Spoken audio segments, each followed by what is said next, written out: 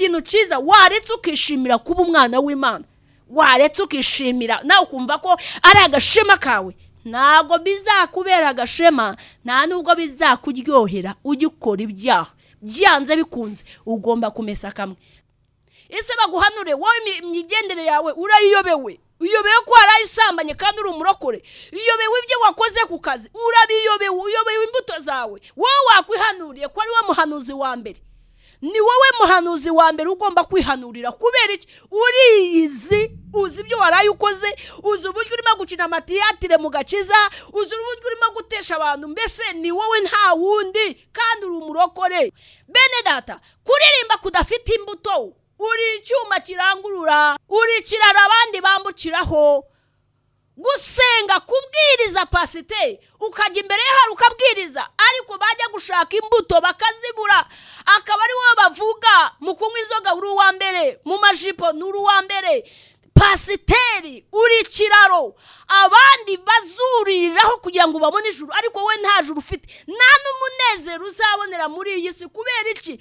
Mu gihe twemereye umwuka wera, inshuro nyinshi umwuka wera arakomanga ku rugi, ukabura amahoro, ukabura n'ibitotsi, kugeza igihe upfa kuba waramwemereye. Barakore baneze amatwi abari inyuma yacu, ese twaba tubabereye urugi rufunguye kugira ngo binjire aho turi, cyangwa baravuga ngo aho kugira ngo nyizwe nka runaka? Nabwiye ngo imbere mu kubaho kw'Imana rero ntabwo buri muntu yigenga. Reka dusenge twinjira mu ijambo ry'Imana.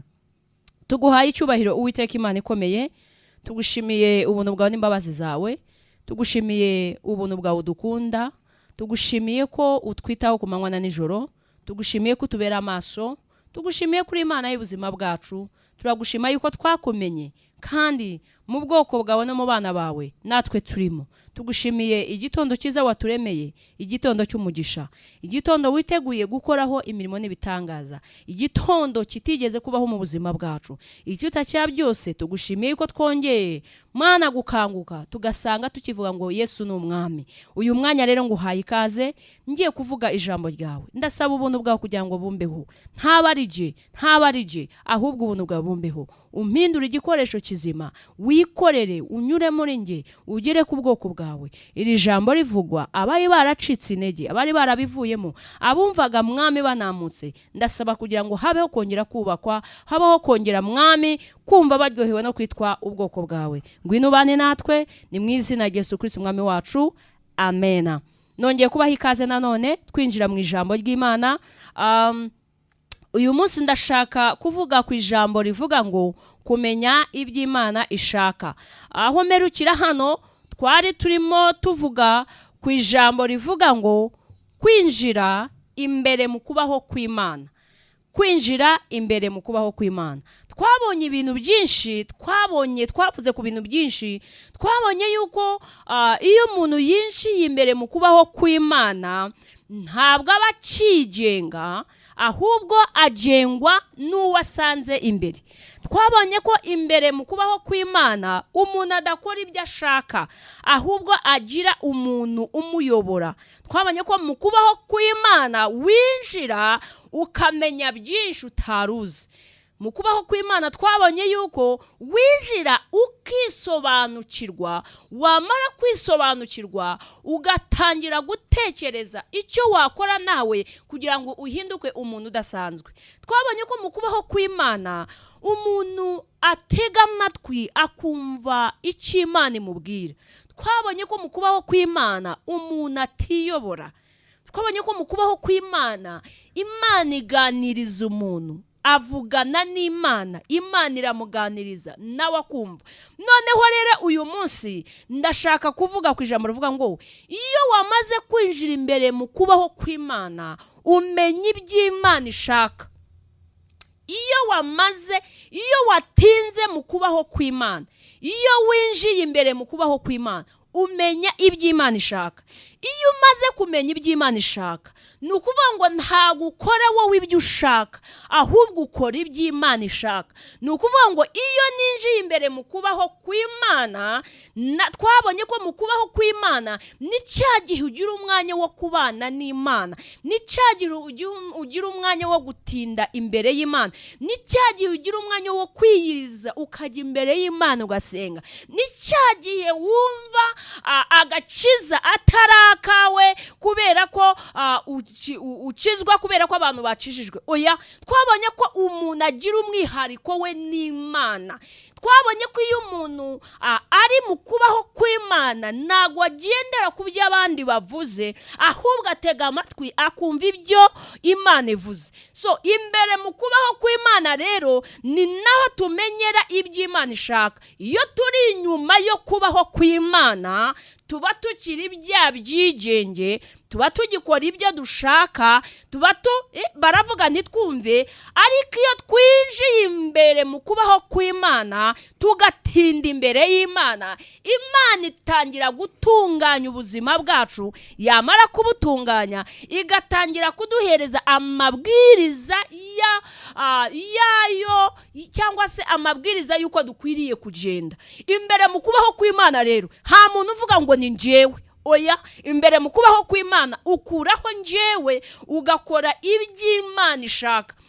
Ibi mbigereranya na cya gihe, reka ntanga urugero, cya gihe tuba tutarashaka, utaragira umutware cyangwa utaragira umugore, umuntu aba afite uburenganzira bwo gukora ibyo ashaka.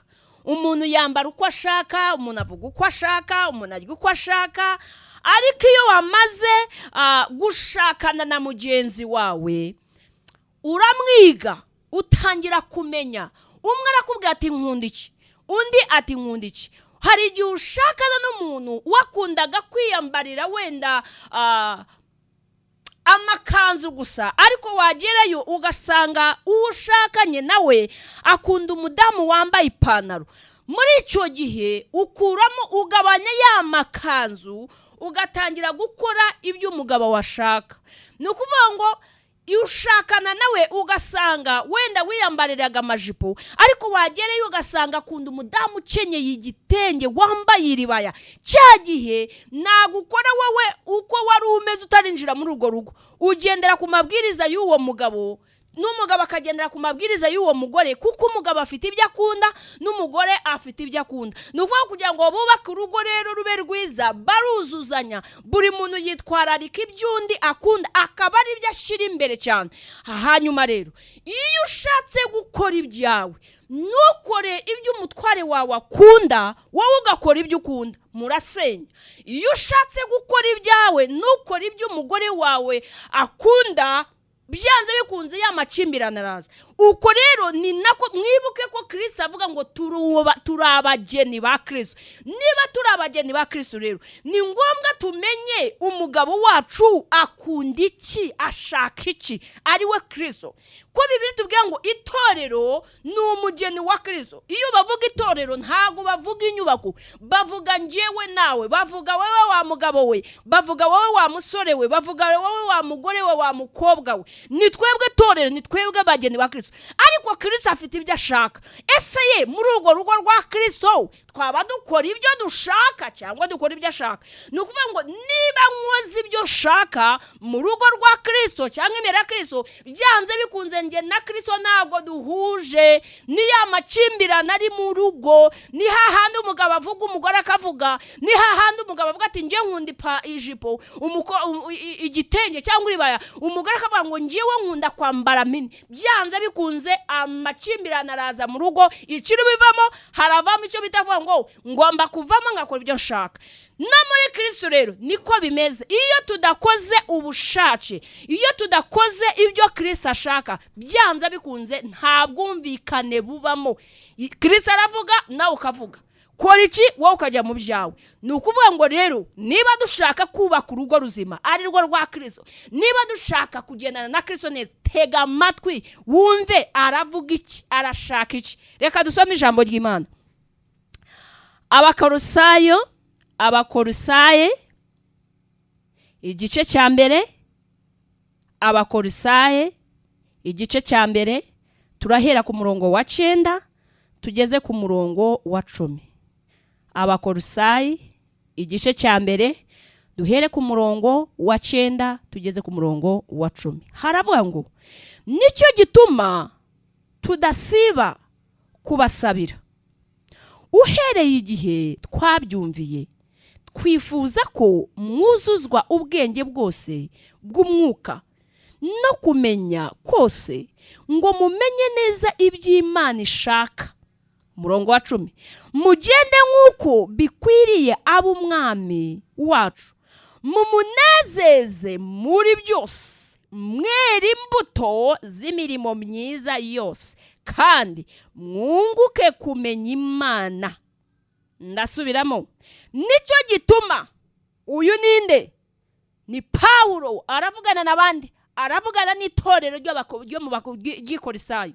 Aravuga ngo nicyo gituma tudahwema kubasabira uhereye igihe twabyumviye, twifuza ko mwuzuzwa ubwenge bw'umwuka no kumenya kose, ngo mumenye neza iby'Imana ishaka, mugende nk'uko bikwiriye ab'umwami wacu, mumunezeze muri byose, mwera imbuto z'imirimo myiza yose, kandi mwunguke kumenya Imana. Ahantu nshaka gutinda cyane, mumunezeze mu ngeso zanyu zose, mwera imbuto z'imirimo myiza yose, kandi mwunguke kumenya Imana. Navuze ngo iyo umuntu ari hanze yo kubaho kw'Imana, hagamenya iby'Imana ishaka.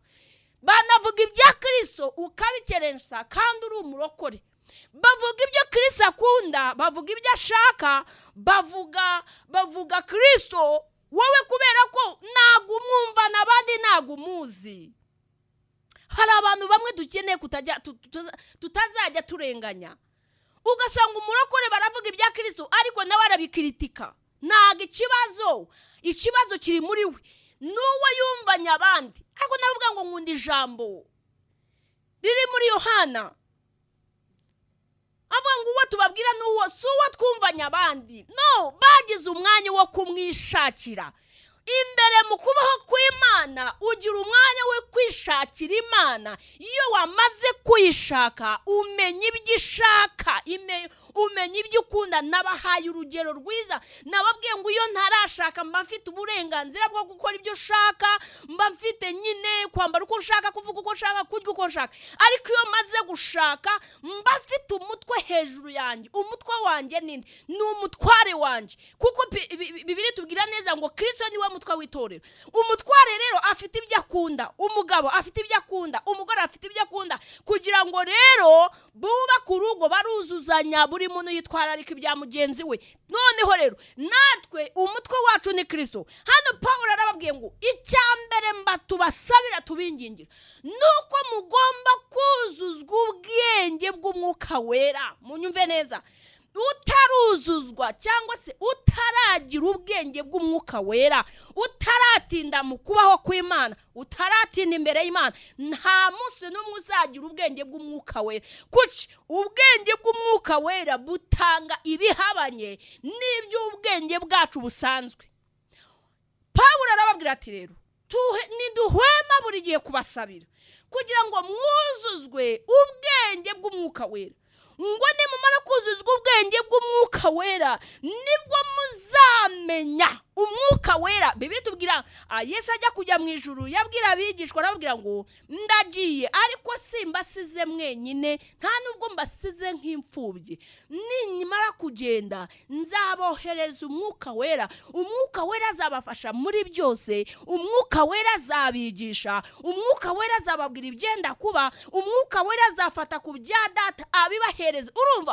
Ni ukuvuga ngo umwuka wera niwe iyo tumufite iyo dufite ubwenge bw'umwuka wera niwe utuyobora kumenya iby'Imana ishaka. Ni ukuvuga ngo ntago tuba tukiyobora. Pawulo arababwira ngo rero nico gituma tudahwema kubasabira kugira ngo mwuzuzwe ubwenge bw'umwuka wera. Nimumara kuzuzwa ubwenge bw'umwuka wera ngo nibwo mumenye kose, kumenya kose, ngo mumenye no kunezeza Imana, mumenye neza iby'Imana ishaka. Ubwenge bw'umwuka wera, nshuti yanjye, budufasha kumenya iby'Imana ishaka. Nta munsi n'umwe uzamenya iby'Imana ishaka keretse nutinda imbere y'Imana. Nta munsi n'umwe uzakora iby'Imana ishaka keretse nutinda imbere y'Imana. Niyo mpamvu inshuro nyinshi ujya kumva ngo ni umurokore ariko yibye ati aracyafite, aracyigenga, niwe uciyobora. Ni wa mugore udashaka gukora ibyo umugabo ashaka. Ni wa mugabo udashaka kuvuga ngo ni njyewe mutwe w'urugo, nta mugore ugomba kumbwira amabwiriza. Niwe ni kubera iki? Ni gute umurokore ashobora kuba ari umurokore ariko ukajya kumva ngo yasambanye? Bibaho. Ni cya gihe ni wa murokore ugenda ariko Kristo ntago ari muri we, kuko yatubwiye ngo nimuba muri nje nanjye nkaba muri mwe, musabe icyo mushaka cyose muzakibona. Nimuba muri nje nanjye nkaba muri mwe, nibwo muzashobora kwera imbuto zikwiriye. Ni gute umurokore ashobora kuba ari umurokore wumva ijambo ry'Imana bugaca mu gitondo bati bamufatanye n'undi mugabo? Ni gute umurokore ashobora kuba ari mu nzu y'Imana ari umuririmbyi, ari umusenzi, ari umuhanuzi, ariko ukumva ngo yakoze iby'amanyanga? Kristo afite yamwumvanye abandi, nta mwanya yigeze agira wo gutinda imbere y'Imana ngo ahabwe ubwenge bw'umwuka wera bumubwire, bumumenyeshe iby'Imana ishaka. Iby'Imana ishaka bitandukanye n'ibyo dushaka. Imbuto Imana idusaba zitandukanye twebwe natwe. Imiterere yacu ni ugukora ibyumba bitunezeza, ariko imiterere y'ubumana, iby'umwuka wera ashaka, arashaka ko dukora ibinezeza Imana. Mu yandi magambo, iyo twatinze mu kubaho kw'Imana tugahabwa umwuka wera, tugahabwa ubwenge bw'umwuka wera, ntago dukora ibyo dushaka, tuvanaho ubushake bwacu tugakora iby'Imana ishaka. Iby'Imana ishaka bitandukanye n'ibyo dushaka. Pawulo arababwira rero ngo niyo mpamvu tubasabira, icya mbere mwuzuzwe umwuka wera w'ubwenge, ubwenge bw'umwuka wera. Icya kabiri, nimumara guhabwa ubwenge bw'umwuka wera nibwo muzamenya neza iby'Imana ishaka. Gatatu, nimumara kumenya iby'Imana ishaka muzakora imirimo myiza. Kane, muzera imbuto z'imirimo myiza. Mukristo neza amatwi, yewe imirimo yawe ni imirimo nyabaci. Imbuto wera aho ukorera ni izihe? Imbuto wera mu rugo rwawe ni izihe? Imbuto wera mu kazi kawe ni izihe? Ese ikirangantego kikuranga ni ikihe? Aho unyuze bamenya ko ukijijwe cyangwa? Ese imbuto zawe zitandukanye n'abo bantu bataramenya Kristo? Pawulo aravuze ngo kugira ngo tunezeze umwami wacu muri byose. Tunezeze umwami wacu mu mivugire, tunezeze umwami wacu mu myambarire, tunezeze umwami wacu mu mikorere, tunezeze umwami wacu muri byose. Imbuto z'imirimo.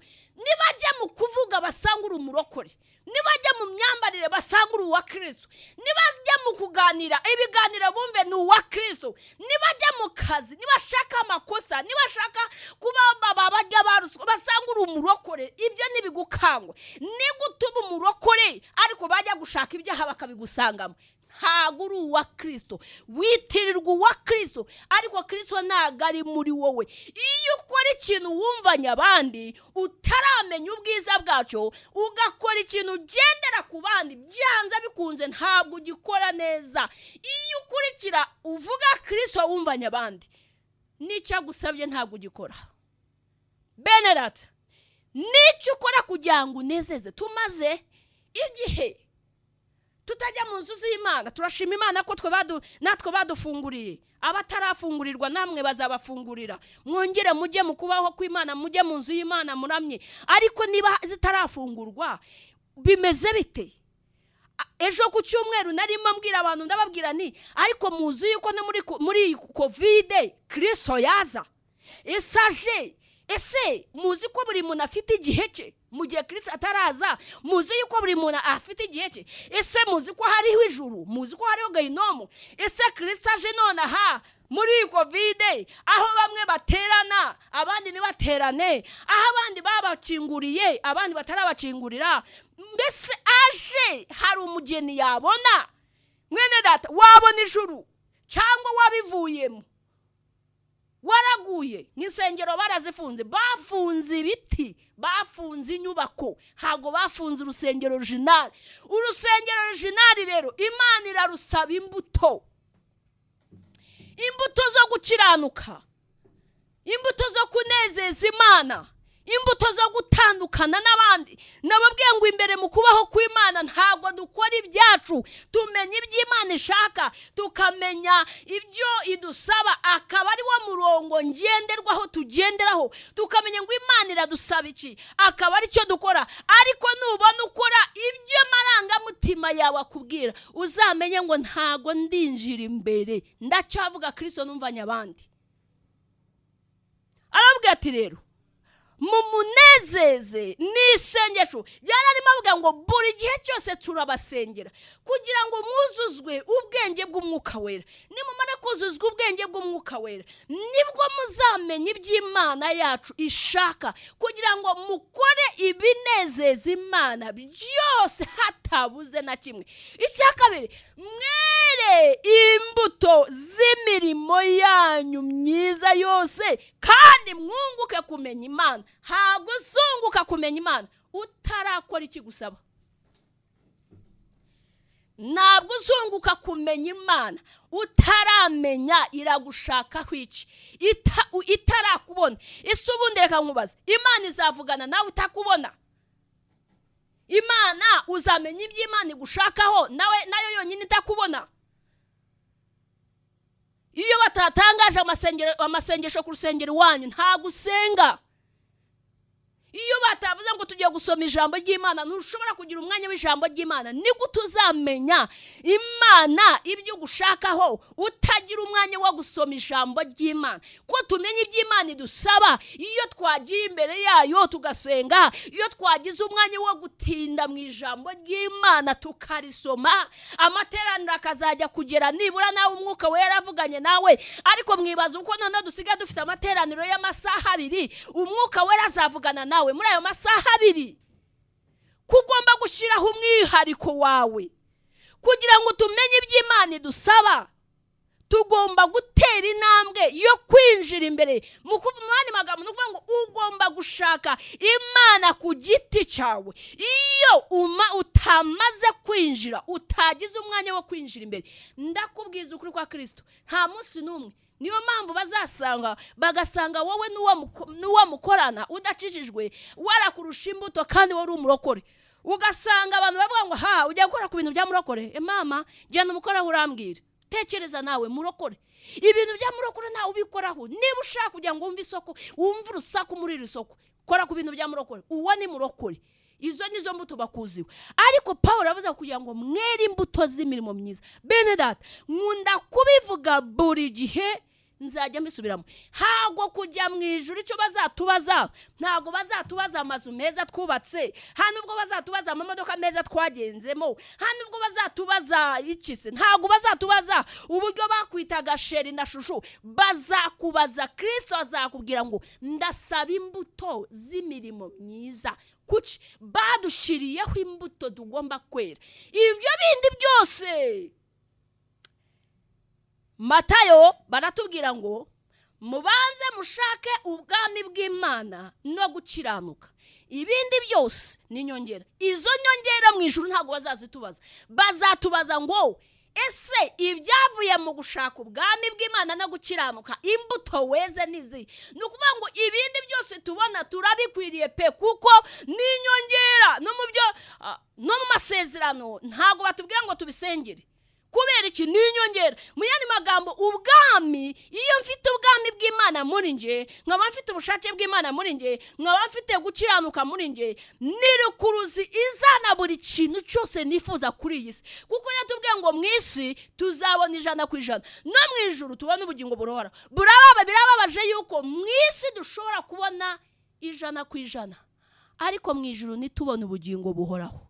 Yaratubwiye ngo mu isi tuzabona 100%, mu ijuru ubugingo buhoraho. Ariko 100% n'ubugingo buhoraho ni gute? Ni cya gihe nazanye ubwami bw'Imana bukaba muri nje, ubushake bw'Imana bukaba muri nje, gukiranuka kukaba muri nje, byarangiza bigakurura ya nzu nziza nshaka, wa mugabo mwiza, babana beza, ya mafaranga yose nifuza, bya bindi byose twifuza mu isi. Rukuruzi mfite muri nje aribwo bwami bw'Imana. Wibuka yuko uwo mfite muri nje ari we waremye byose. Sinzi ko mujya mubitekereza. Wibuke ko umugabo bita Yesu mfite muri nje niwe muntu waremye buri kintu cyose mbona. Ni ukuvuga rero, niba mufite muri nje, niba mfite ubwami, ntabwo ushobora kuba uri ibwami. Reka tubigeranye nk'hano mu isi. Ntabwo ushobora kuba uri ibwami, uri umwana wavukiye ubwami ngo nurangiza wigire mu ishuri rya nyakatsi. Ntabwo ushobora kuba uri umwana wavukiye ubwami ngo nurangiza wambara umwenda w'amafaranga 500. Reka da, ibwami niho bintu za zahabu zose niho zikomoka. Muri magambo, bambara ibintu bihenze, babaho neza, bafite ababakorera, ababitaho. So niba mfite ubwami bwa Kristo muri jye, ni gute ntashobora kubona icyo nifuza?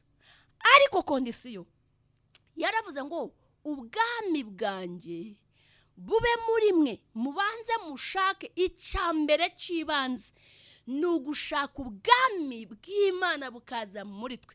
Mushaka ubwami bw'Imana no gukiranuka, ibindi byose mwe kubyitaho. Ubwami bw'Imana no gukiranuka nibyo Pawulo yabwiraga aba Bakarisayo. Ubwami bw'Imana no gukiranuka.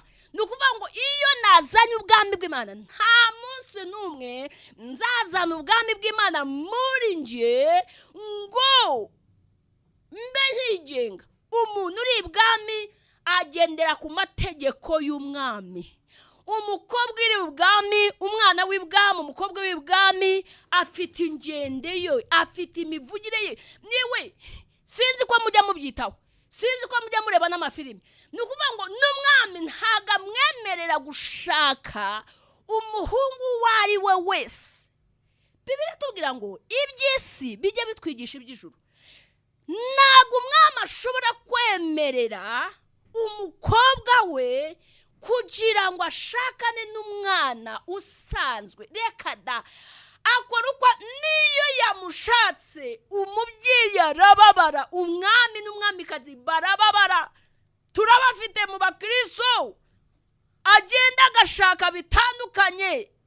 Ukamubwira uti umwana w'ibwami ashakana n'umwana w'ibwami, akavuga ati reka da, njye nahisemo uyu nguyu. Bene data, ubu utaramenya kuri umwana w'ibwami, niyo mpamvu witesha agaciro, niyo mpamvu usa nk'abandi. Umwana w'ibwami bamushiriraho imikorere, afite abagendana nabo. Ugendana n'abande, inshuti zawe n'izande, muganira ibiki, mukorana ibiki, ese inama mugirana nizihe? Pawulo ati mwunguke kumenya Imana. Iki cyanditswe nkifurije buri mukristo wese wagiriwe amahirwe yo kunega amatwi. Ndifuza kugira ngo iki cyanditswe kikubera impamba igufasha kugira ngo ukomeze ugume mu bwami. Ubwami turimo butandukanye n'ubwami bundi. ubwami bwa Kristo butandukanye n'ubu bwami bwo mu isi kuko bwo burananirwa ariko Kristo ntabwo ajya ananirwa. Ese ni gute ushobora kumbwira ngo uri umwana w'ibwami warangiza ugakora ibyawe utagendeye ku mabwiriza y'umwami? Ni gute ushobora kumbwira ngo uri wa Kristo ugendana na Kristo ariko bajya kugushakaho imbuto? Ese ko Bibiliya tubwira ngo bazatumenyera ku mbuto twera, wera izihe mbuto? Njya nkunda kubwira abiwacu nkababwira ngo buri muntu ajya agendana termometere yo mu mwuka, agasuzumiro kandi ujya kwa muganga bakagakubita mu kwaha kugira ngo bameba baranze bakavuga mana ufite umuriro mwinshi, iyo utinda gatoya wajya kukumerera nabi. Ni byiza tugendane termometere utaratekereza ngo baguhanurire, utaratekereza ngo ntago bagihanura, ariko shaka ngo duhanure gute? Ubu se nima guhanura ese baguhanure wowe imigendere yawe urayiyobewe, uyobewe ko warayisambanye kandi uri umurokore, uyobewe ibyo wakoze ku kazi urabiyobewe, uyobewe imbuto zawe. Wowe wakwihanuriye ko ari we muhanuzi wa mbere, ni wowe muhanuzi wa mbere ugomba kwihanurira. Kubera iki? uzi ibyo waraye ukoze, uzi uburyo urimo gukina amatiyatire mu gakiza, uzi uburyo urimo gutesha abantu, mbese ni wowe nta wundi kandi uri umurokore. Mureke twere imbuto zikwiriye abihanye kuko imbuto ni nazo zizatuma tubona ijuru. Bene data, kuririmba kudafite imbuto uri icyuma kirangurura, uri kirara abandi bambukiraho. Gusenga, kubwiriza pasiteri, ukajya imbere y'ahari ukabwiriza, ariko bajya gushaka imbuto bakazibura, akaba ari wowe bavuga mu kunywa inzoga uri uwa mbere, mu majipo uri uwa mbere. Pasiteri uri kiraro abandi bazuriraho kugira ngo babone ijuru, ariko we nta juru ufite, nta n'umunezero uzabonera muri iyi si. Kubera iki? Mu gihe twemereye umwuka wera inshuro nyinshi, umwuka wera arakomanga ku rugi ukabura amahoro, ukabura n'ibitotsi, kugeza igihe upfa kuba waramwemereye. Imbuto zawe ni izihe? Barakore baneza amatwi abari inyuma yacu. Ese twaba tubabereye urugi rufunguye kugira ngo binjire aho turi, cyangwa baravuga ngo aho kugira ngo nyizwe nka runaka? Nabwiye ngo imbere mu kubaho kw'Imana rero ntabwo buri muntu yigenga. Nabahaye urugero rwiza rw'umugore n'umugabo. Ni ukuri muzanagenzure murebe izi ngo zirimo gusenyuka, kimwe muri byo ni umuntu gukora ibyo ashaka, habwuzuzanye, ntabwumvikana. Kandi reka nkubwize ukuri, iyo watinze mu kubaho kw'Imana, iyo watinze imbere y'Imana, iyo wujujwe umwuka wera, iyo wagize ubwenge bw'umwuka wera, iyo wemereye umwuka wera agakorera muri wowe, hago haba agahato. Muraganira, akugira inama, umva umubwira ibyo ushaka, nawe akakubwira ibyo ashaka. Mu yandi magambo, umubwira ikiri ku mutima wawe, nawe akakubwira ikiri ku mutima wawe. Iyo wakoze ibyo ashaka, umwuka wera akora ibyo ushaka. Mundega amatwi, iyo wakoze ibyo Kristo ashaka, nawe akora ibyo ushaka. Iyo umugore akora ibyo umugabo ashaka, n'umugabo agakora ibyo umugore ashaka, urwo rugo ruba paradizo yo ku isi. Ariko iyo buri muntu avuga ngo njye ndakora ibyanjye, umva umwe agira icyumba cye, undi akagira icye, bagahurira muri salo kugira ngo hanze batamenya ko ibintu bimeze nabi, ariko b'imbere bakoze divorce. Uzi impamvu? Habuzemo umuntu umwe uca bugufi avuge ngo reka numve ibyo uyu muntu avuga. Mwuka wera yavuze ukinangira, byanze bikunze ubikigomeke. Kandi iyo umaze kuba ikigomeke, ni hahandi ujya kumva bakavuga ngo umuntu yaguye. Burya ntago abaguye uwo mwanya, aba yaraguye kera. Aho umwuka waravugira akavuga ati niwambara iyo jipo ati ndayambara, ni ukora iki ngiki, ntujya muri za nshuti ati ndajyayo, n'umwire yanzoga ati ndayinywa. Burya aba yaraguye kera, aba yarakoze divorce n'umwuka wera kera. Kuki? Yahindutse ikigenge. Bene data, birababaje kuba uri umukristo ari kuri ikigenge. Birababaje kuba uri umukristo ariko udafitanye ubusabane n'umwuka wera. Birababaje kuba uri umukristo ariko umwuka wera avuga ntiwumve. Birababaje kuba uri umukristo ariko udafite amatwi yo Kristo kumva ibyo avuga. Birababaje kuba uri umukristo ariko ukaba ugikora icyaha, ukumva icyaha kirakuryoheye, ukumva ni ibisanzwe. Simbizi, ntabwo mbizi niba mujya mutekereza ko ijuru ribaho. Njyewe mbitekerezaho bintera ubwoba, simbizi. Ndimo ndasoza mvuga ngo yewe muntu wayi waraguye, garukira Kristo. yewe muntu wari warabivuyemo ongera ubyuke ugaruke. Yewe muntu wari ugikora ibyaha, nshuti yanjye, ijambo ry'Imana tubwira neza ngo urabikora nka kwihorera ukagira ngo duhwanyije ubwenge, ngo ariko umunsi umwe nzabishyira ku murongo, ku mugaragaro, ntago ari mu ijuru no mu isi gukoza isoni. Ndabinginga mureke tugarukire Kristo, mureke twongere tuba abarokore b'umwimerere, mureke twongere tumukunde, twongere tugirane umwanya nawe, twongere dusabane nawe, twongere twumve ibyo atubwira, tuba abarokore bera imbuto, abantu batwifuze, bifuze kumera nkawe, be kukuvuma, usabira abantu umugisha, bavuga ati nanjye ndufuza kuba nkuriye mukobwa, nibura icyama nkamera nkure. Ababyeyi babwira abana bati bariko mwabaye nka runaka. Bene data, mureke tugarure umwimerere w'agakiza muri twebwe. Imana ishobora byose. Ibyo bikunaniye, ibyo biguciye intege, wibirambirizaho, wibirabaho cyane. Dufite umugabo ubishoboye, ariko muhereza umutima wawe, ongera umwemerere yinjire muri wowe, ongera umwemerera akorere muri wowe, ongera umwemerera kuyobere, ongera umwemerera kubera umuyobozi. Bizagenda neza kandi bizatungana. Ibyo byakunaniraniyeho, ibyo utagishobora, Imana izabikora. Ndasoza mbabwira rero ni dufite umugabo udukunda, dufite umugabo utwitaho, ahubwo arashaka ko tumwiha wese. Wikwiha Imana igice, muhereze umubiri wawe, za ndirimbo tujya turirimba, muhereze umubiri wawe, muhereze umutima wawe, muhereze ibyawe byose, umubwire ngo Mana ndakwiyeguriye, ndi uwawe wese. Uzamubona kandi ibintu bizagenda neza. Wikwemerera ko umwanzi akwiba, wikwemerera ko umwanzi yiba icyo wari ufite, wikwemerera ko umwanzi akwiba, wikwemera ko agusubiza mu byaha. Wisubira, Bibiliya avuga ngo iyo umuntu acishijwe yarangiza akabivamo akagwa, ngo aba ameze nka ya nyamaswa bajya bavuga, ngwiruka yarangiza igasubira ku birutsi byayo. Ndabinginze mureke tuba abakristo b'umwimerere, tuba abakristo Yesu akunda.